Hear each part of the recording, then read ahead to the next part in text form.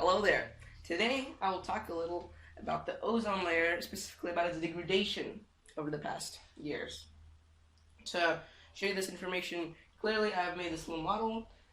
This is the sun, this is the ultraviolet light, also known as ultraviolet radiation, that is coming onto the surface of the earth.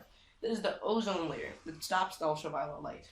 And here's some life that can be found on earth. People, a few animals, and here's some plant life. Today I will be trying to answer some of these questions that can be found here. First of all, what is the ozone layer? Is it useful? Why is it degrading? And how to stop the degrading of the ozone layer. Well, let's address the first question. What is the ozone layer? The ozone layer is part of the stratosphere that has more ozone, which is a molecule made of 3 atoms of oxygen, O3. Surprisingly, there's not a lot of ozone, if you think about it. There's only 10 parts per million in this ozone layer. But it does a very important job. It soaks up ultraviolet light like a sponge. Now, ultraviolet light can be very harmful.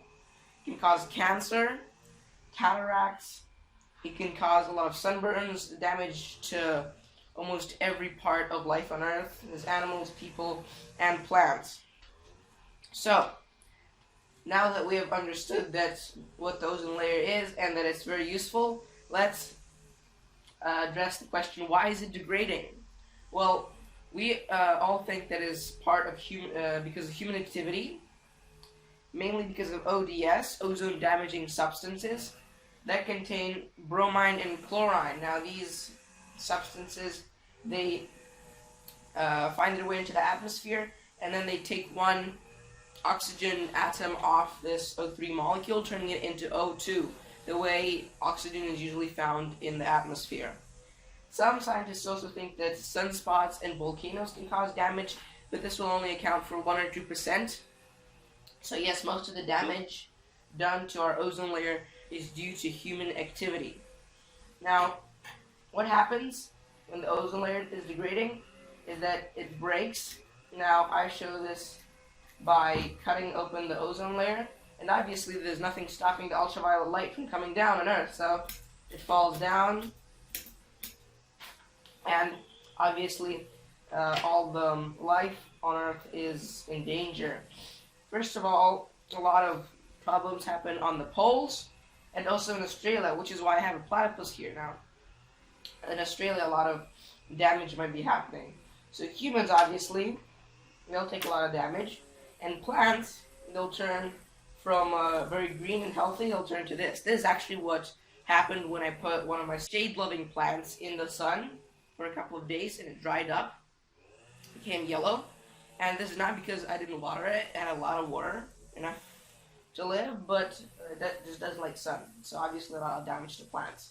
Now that we've heard how terrible this ozone layer is, let's find out how to stop it, shall we? How to stop the degrading. Well, first of all, we'll have to stop and decrease or at least decrease our use of substances that contain a lot of bromine and chlorine, and this is mainly cleaning products. It can cause a lot of damage when they work their way up into the atmosphere. Pesticides also do this. Private vehicles, they produce a lot of smoke. Well, basically, most vehicles that do not rely on human power, they produce a lot of greenhouse gases that eventually turn into smog. Smog can also damage the ozone layer. So, we've answered all the questions. I've shown you on this model the way the ozone layer works and what damage it can do to life on Earth. I urge you to be more aware of your actions, and I hope you had fun learning about the ozone layer with me.